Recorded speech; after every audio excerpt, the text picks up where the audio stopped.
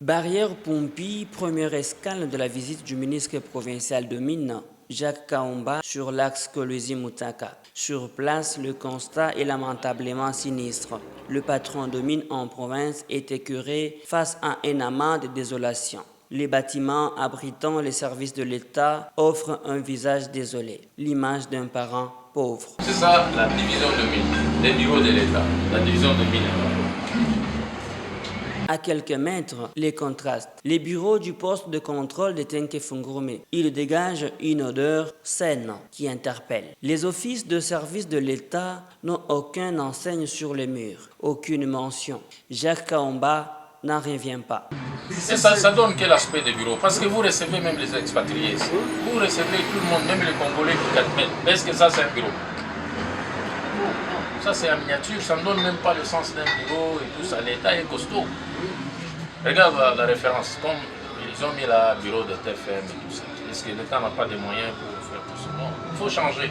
Les mots sont profonds. Les agents sont difficilement identifiables. Les ponts basculent n'est plus opérationnels. Personne ne sait donner la raison au ministre provincial de Mines. Cette situation couvre une fraude fiscale et enchante les personnels. À chaque passage d'un camion de minerais, les agents perçoivent de l'argent du pont bascule. $300.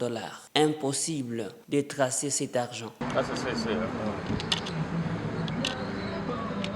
Après cette étape d'Mpompi, direction le poste de Mutsaka, une autre réalité se présente à lui. Les jolis bâtiments construits manquent d'électricité. L'eau potable est un luxe auquel les agents commis à ces postes. Le ministre provincial de Mines va découvrir à ce dépens un laxisme choquant. Les agents travaillent en babouche. Ici, tu es en plein boulot, mais tu es en polo rouge. La division de mines a été du nom. Oui, c'est ce qu'on a remarqué. C'est-à-dire qu'on ne peut pas se minimiser. Nous sommes obligés de changer de donner un modèle. C'est-à-dire les bureaux de la division de mines, de Kolwezi et tout ça n'est pas vraiment différent de celui qui est à Mutsaka et tout ceci. Parce que vous travaillez tous pour l'État congolais.